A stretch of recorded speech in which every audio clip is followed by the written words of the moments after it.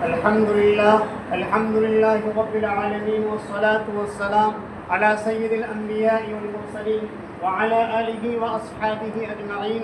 أما بعد، فقد قال الله تبارك وتعالى في القرآن المجيد والفرقان الحميد: أعوذ بالله من الشيطان الرجيم، بسم الله الرحمن الرحيم، إنا نحن نزلنا الذكر وإنا له لحافظون.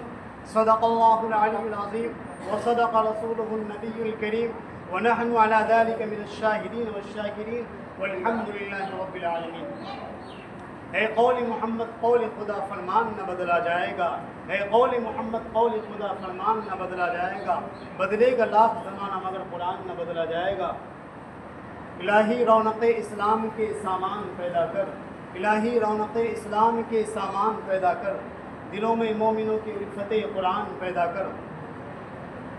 اللہ تبارک و تعالیٰ کا بہت بڑا احسان ہوا، کرم ہوا کہ اس نے ہم سب کو اپنے پاک گھر میں آنے کی توفیق عطا فرمائی. میرے محترم بزرگوں، ہر انسان کی ایک سوچ اپنی اپنی سوچ ہوتی ہے، لیکن دین کے لیے سوچ ایک الگ ہی ہے. ابھی آپ میں سے ہی بہت سارے حضرات ایسے ہوں گے، گلیوں میں، کھیتوں میں، کوچوں میں، گھروں میں بیٹھے ہوئے ہوں گے، لیکن انہیں اللہ نے توفیق نہیں دی، وہ مسجد تک نہیں آ پائے. اللہ جسے توفیق دیتے ہیں اسے ہی اپنے گھر بلاتے ہیں. میرے محترم بزرگوں، بنا توفیق کے کچھ نہیں ہوتا ہے. من تعلم القرآن وعلمہ، کہ تم میں سب سے بہترین، سب سے اعلیٰ ترین شخص وہ ہے جو قرآن کریم کو سیکھے اور دوسروں کو سکھائے. دعا کیجیے کہ اللہ تبارک و تعالیٰ قرآن پاک کی دولت سے مالا مال فرمائے. میرے محترم بزرگوں، یہی وہ قرآن ہے جو رہتی دنیا تک کے انسانوں کے لیے رشد و ہدایت کا پیغام سناتا ہے. یہی وہ قرآن ہے جس نے ذہنی قوتوں کو جلا بخشا. یہی وہ قرآن ہے جس کی برکت سے جنات و شیاطین کا آسمانوں پر جانا بند ہوا. یہی وہ قرآن ہے جس کی برکت سے عمر فاروق رضی اللہ تعالیٰ عنہ کو ایمان نصیب ہوا.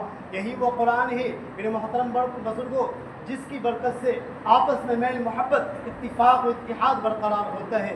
میرے محترم بزرگوں، جس نے قرآن پڑھا اور اس پر عمل کیا، اس کے والدین کو کل قیامت کے دن سورج سے زیادہ روشن تاج پہنایا جائے گا. غور کرنے کا مقام ہے، جب ان کے والدین کو اس گراں قدر انعام سے نوازا جائے گا تو خود پڑھنے والے کا مقام اور مرتبہ کا کیا عالم ہوگا. میرے محترم بزرگوں، قرآن ایک ایسی کتاب ہے جسے ہم سمجھیں، پڑھیں تو ہم سے بڑا کوئی نہیں ہے، ہم سے بڑا دیانت دار کوئی نہیں ہے. لیکن قرآن کو سمجھ کر پڑھنا، قرآن کو سمجھ کر پڑھنے کے بعد اس پر عمل کرنا. میرے محترم بزرگوں، جب قیامت کا میدان ہوگا 10 ایسے آدمی جن کے لیے جہنم واجب ہو چکی ہوگی، میرے محترم بزرگوں اس حافظ قرآن کی برکت سے اس 10 آدمی کو جنت عطا ہوگی. اس لیے میرے محترم بزرگوں، جس نے قرآن پڑھا اور اس پر عمل کیا، اس کے والدین کو کل قیامت کے دن سورج سے زیادہ روشن تاج پہنایا جائے گا. میرے محترم بزرگوں، قرآن پاک کے بہت سارے واقعہ حدیثوں میں، قرآنوں میں موجود ہیں. میرے محترم بزرگوں، ایک چھوٹا سا واقعہ بتا کر اپنی بات ختم کروں گا کیونکہ وقت جمعے کا ہو چکا ہے.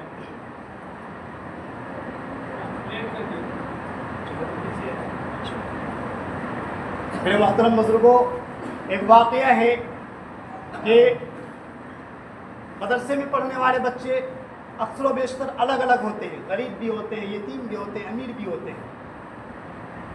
اس میں سے جو امیر بچے تھے، یعنی ایک شربت جوس بیچنے والا شربت بیچنے کے لیے آیا، تو جو امیر بچے تھے وہ لے لیے شربت یا جوس جو بھی. جب غریب بچہ گیا تو انہوں نے شربت یا جوس بیچنے والوں نے منع کر دیا کہ تمہارے پاس کچھ نہیں، تم کہاں سے دو گے. میرے محترم بزرگوں، اس بچے کا دل ٹوٹ جاتا ہے، وہ جا کے ایک کونے میں بیٹھ کر کے رونے لگتا ہے. میرے محترم بزرگوں، جب یہ جوس اور شربت بیچنے والا ایسا ہوتا ہے کہ بہت بڑا مالدار بن جاتا ہے. مالدار بننے کے بعد ہر انسان کی ایک الگ ہی پہچان بن جاتی ہے، اپنے اوپر ایک تکبر محسوس ہونے لگتی ہے. میرے محترم بزرگوں، جب ان کی شادی ہوئی تو ان کی ایک لڑکی پیدا ہوئی، تو انہوں نے ایک قسم کھائی تھی کہ جب میری لڑکی بڑی ہو جائے گی، جوان ہو جائے گی، شادی کے لائق ہو جائے گی تو میں جہیز میں سارے سامان دوں گا. اگر سارے سامان نہیں دے پایا تو میں اپنی بیوی کو طلاق دے دوں گا. تو بہت بڑا قسم ہوا تھا. میرے محترم بزرگوں، جب ان کی لڑکی شادی کے لائق ہو گئی اب جگہ جگہ بڑے بڑے علماء کرام کے پاس فتویٰ لینے گیا، لیکن سبھی نے یہی کہہ دیا کہ اپنی بیٹی کی اگر شادی کرواؤ گے تو تمہاری بیوی کو طلاق ہو جائے گی۔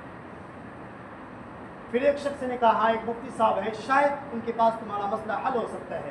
میرے محترم بزرگوں، جب انسان زیادہ تر پریشان ہو جاتا ہے تو جو راستہ بتلاتا ہے وہ اسی پر عمل کرتا ہے۔ خیر انہوں نے سوچا جب اتنی پریشانی ہم نے جھیل لی ہے، طرح طرح جگہ جگہ ٹھوکریں کھا لی ہے، ان کی بھی ایک بات مان لیتے ہیں، جا کے ان مفتی صاحب سے مل لیتے ہیں۔ میرے محترم بزرگوں، وہ پوری رات بے چین رہا، سویا نہیں۔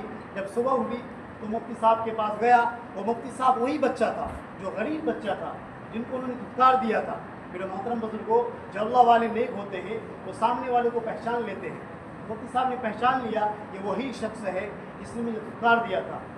مفتی صاحب نے منع نہیں کیا۔ مفتی صاحب نے کہا یہ تو بہت چھوٹا سا مسئلہ ہے، کوئی بھاری مسئلہ نہیں ہے، کہ ٹھیک ہے مسئلہ حل ہو جائے گا، لیکن تم کل آنا۔ تو چلا گیا۔ جب دوسرے دن آیا تو مفتی صاحب نے اپنے پاس نہیں بٹھایا، کہ دور ہٹ کے بیٹھو۔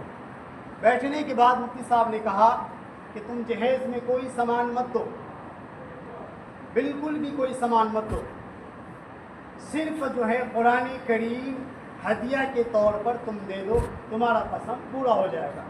تو قسم کہاں پورا ہوا؟ یہ قرآن کریم میں۔ میرے محترم بزرگوں، قرآن کریم کا مقابلہ کوئی نہیں کر سکتا۔ قرآن کریم کو ایک طرف اور دنیا کی ساری دولت ایک طرف، پھر بھی مقابلہ نہیں کر سکتا۔ اس لیے قرآن کریم کو پڑھیں، قرآن کریم کو سمجھیں۔ اگر خود نہیں پڑھیں گے تو اپنے بچوں کو پڑھانے کی کوشش کریں۔